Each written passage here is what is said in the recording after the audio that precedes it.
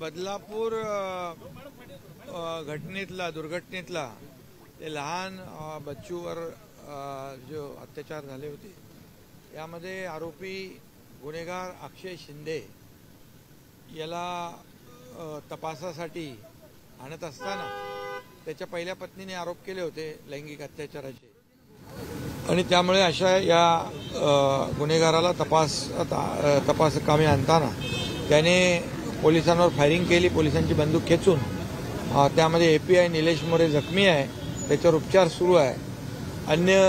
आणखी पोलीस देखील त्याच्यामध्ये जखमी आहेत अशी प्राथमिक माहिती आहे आणि त्यामध्ये स्वसंरक्षणार्थ सेल्फ प्रोटेक्शनमध्ये यांनी पोलिसांनी बचावासाठी गोळीबार केला आणि त्याच्यामध्ये ही घटना घडलेली अशी प्राथमिक माहिती माझ्यापर्यंत आलेली आहे। आता पोलीस तपास सुरू आहे, त्यानंतर जी काही वस्तुस्थिती आहे समजून येईल। विरोधक टीका करताना दिसत आरोपीची कुठेतरी बाजू घेताना दिसत कशाबद्दल?